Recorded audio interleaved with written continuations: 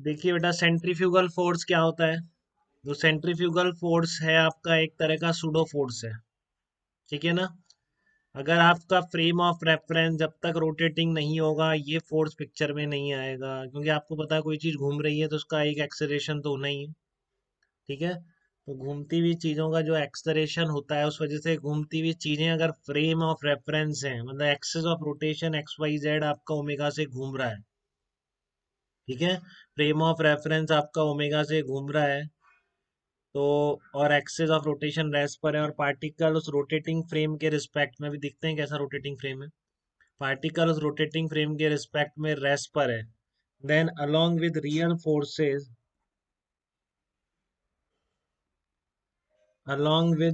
forces a pseudo force needs to be applied. Along with real forces a pseudo force needs to be applied on the particle.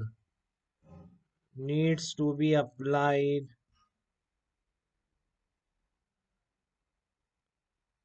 on the particle. Particle पर एक extra force apply करते हैं अपन, which is called centrifugal force.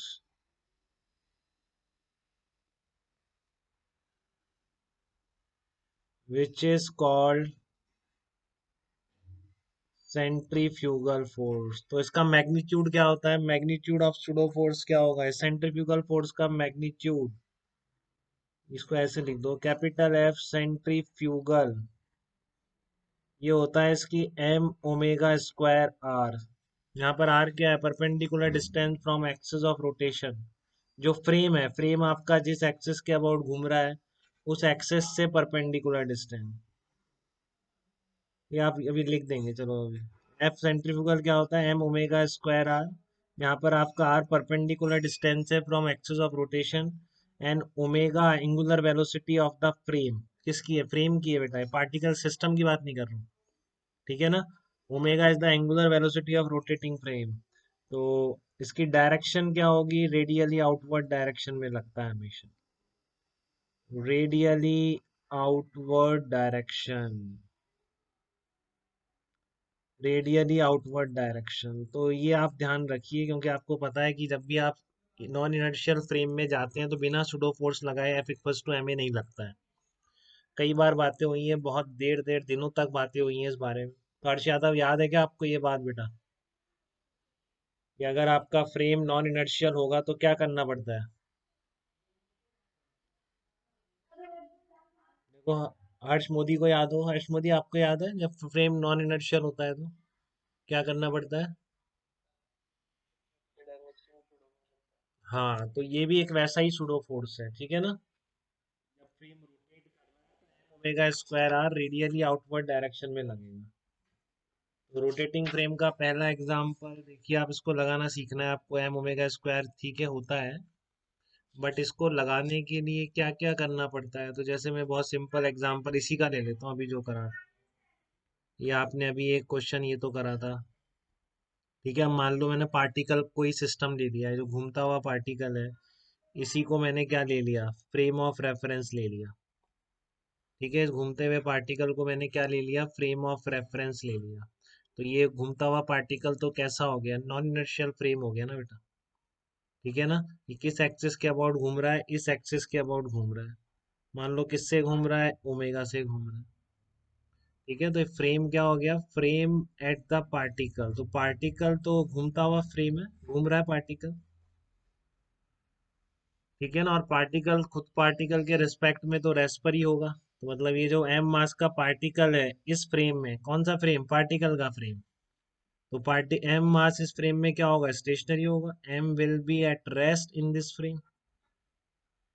Eight rest in this frame, and this frame is rotating frame, and this frame is rotating frame। तो आप क्या करेंगे? जो भी आप रियल फोर्सेस लगाएंगे उसके साथ साथ क्या करेंगे? एक तो टेंशन लगेगा, बिल्कुल वैसे ही आपने ग्राउंड से तो देख लिया, जैसे मैंने आपको नॉर्मल सूडो फोर्स बताया था। ग्राउंड से तो आपने देख ही लिया इसको, बट अगर आप इस रोटेटिंग फ्रेम से देखें इस पार्टिकल पे बैठ के, तो इस डायरेक्शन में एक सूडो फोर्स लगा दें बेटा। ठीक है ना? ये फ्रेम आपका यही था, मान लो ओमेगा से घूम रहा है, तो कितना आ जाएगा? पार्टिकल पर जो सेंट्रीफ्यूगल फोर्स लगाना पड़ा, कब लगाना पड़ा? जब आप पार्टिकल पे बैठ के देख रहे हैं बेटा। आप पार्टिकल पे मत बैठिए, कोई नहीं लगाना पड़ेगा, कोई जरूरत नहीं आएगी। ग्राउंड फ्रेम से ही देखिए, तो वैसे जैसे करी थी वैसे ही प्रॉब्लम हो जाएगी। ठीक है ना? बट अगर पार्टिकल पे बैठ जाएंगे तो फिर घूमती हुई चीजें तो बेटा नॉन इनर्शियल फ्रेम होती है। अब ये भी देख सकते हैं, पार्टिकल का एक्सलेरेशन इधर था, तो इसलिए सुडो फोर्स इधर लग जाएगा।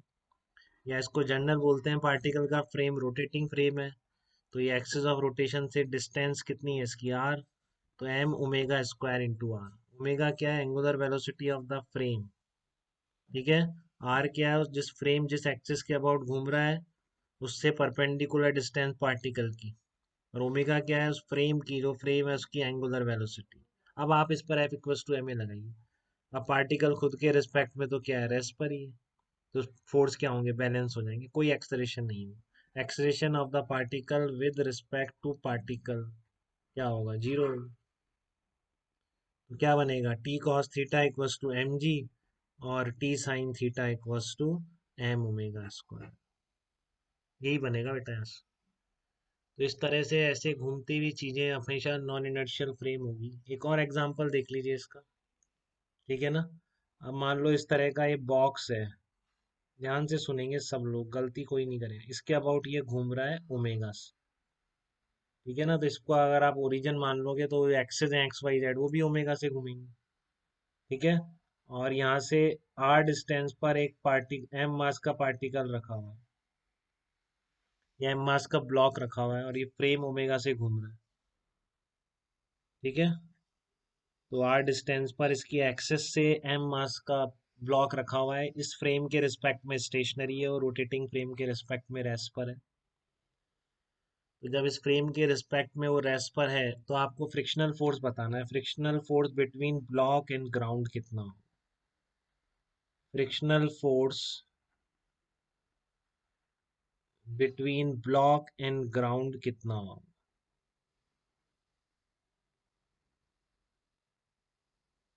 ये आपको बताना है, frictional force between block and ground.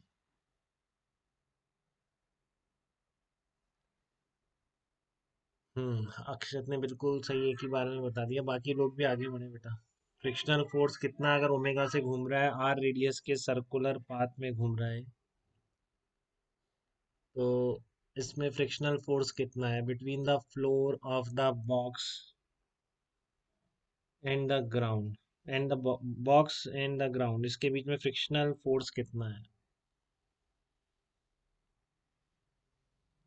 Speed up होइए बेटा थोड़े से।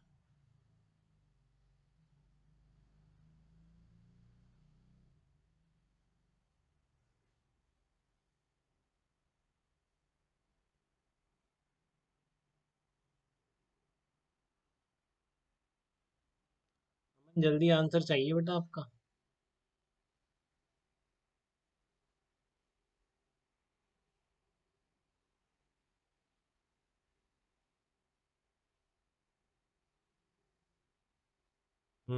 सार्थक ठीक है आपका तो बेटा। 11th वाले बच्चे बता दे रहे हैं यार, आप नहीं बता रहे।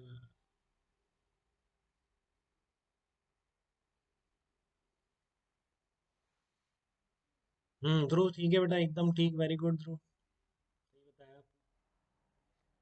तो कैसे बताया ध्रुव, आप बता सकते हैं बेटा सब बच्चों को, कैसे बताया आपने फ्रिक्शनल फोर्स की वैल्यू?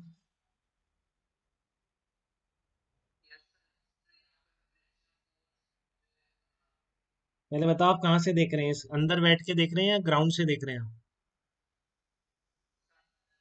अंदर बैठ के देख रहे हैं, वेरी गुड। तो अंदर जैसे ही बैठे आपको ये घूमता हुआ केबिन है, ये तो नॉन इनर्शियल फ्रेम हो गया, रोटेटिंग फ्रेम हो गया।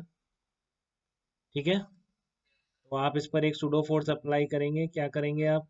Mass of the system into acceleration क्या करोगे? एम ओमेगा स्क्वायर आर करोगे। ओमेगा रोटेटिंग फ्रेम का ओमेगा हो गया, रोटेटिंग फ्रेम के एक्सिस ऑफ रोटेशन से परपेंडिकुलर डिस्टेंस कितनी है? आर है इस सिस्टम की, इस पार्टिकल।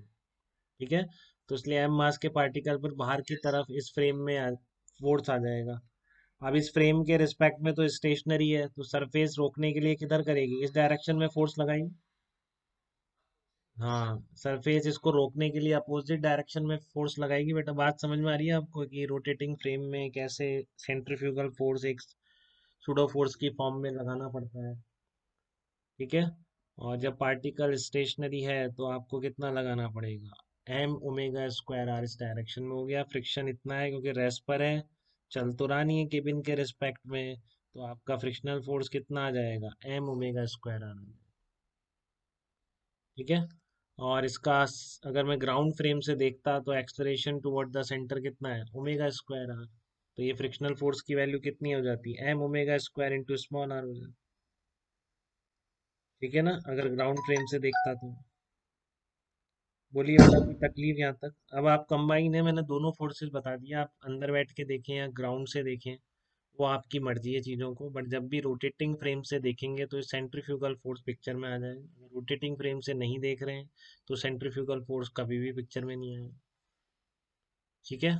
वैसा ही है, सुडो फोर्स की तरह, एक तरह का सुडो फोर्स ही है, बट मैग्नीट्यूड इसका एम ओमेगा स्क्वायर आर है। ओमेगा रोटेटिंग फ्रेम की एंगुलर वेलोसिटी है, r is the perpendicular distance of the particle from the axis of rotation of rotating frame।